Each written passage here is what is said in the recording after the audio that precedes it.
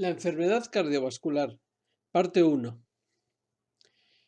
Este tema consta de 3 partes.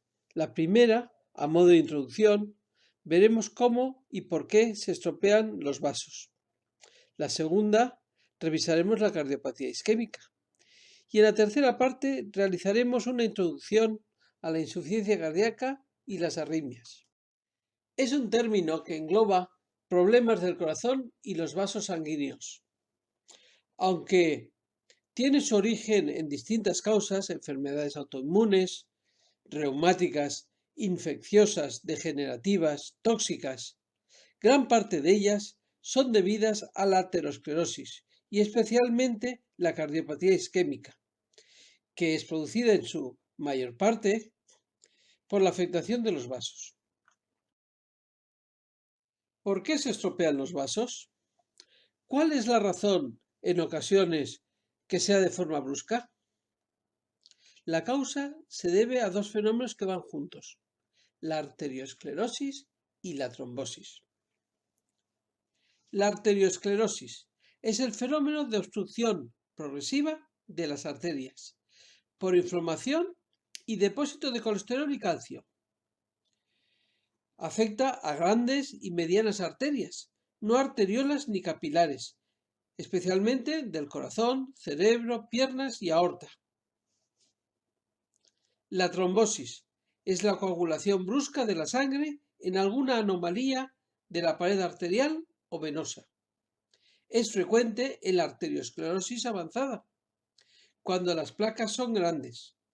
Puede producirse de repente en cualquier lesión arterial coronaria, cerebral o periférica.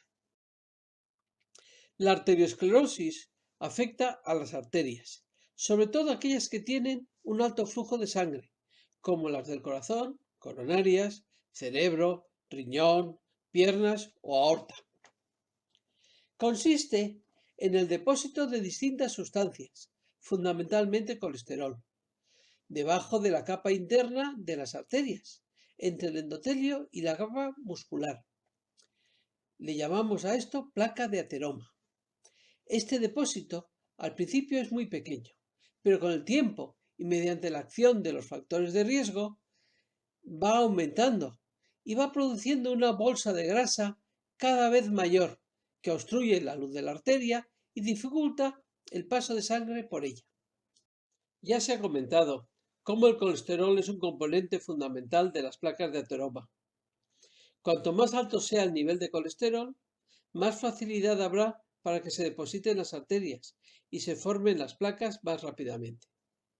Otros factores de riesgo, como el tabaco, hipertensión arterial y diabetes, dañan el endotelio y favorecen dicho proceso. La obstrucción del paso de sangre a través de una arteria impide la llegada de ésta al órgano que lo alimenta y produce la enfermedad. La enfermedad cardiovascular afecta al corazón, generalmente en forma de angina de pecho o infarto de miocardio, o como insuficiencia cardíaca o arritmias.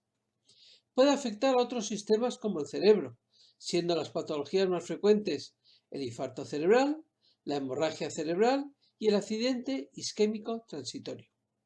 También pueden afectarse otros territorios vasculares, como la aorta, el aneurisma, que es su dilatación excesiva, o la disección, que es la rotura parcial de su pared.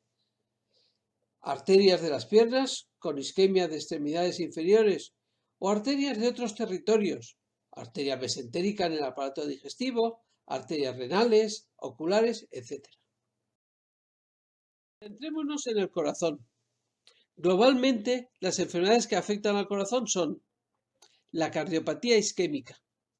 Se refiere a la enfermedad de las arterias coronarias. Dentro de este grupo se encuentran las anginas de pecho y el infarto de miocardio.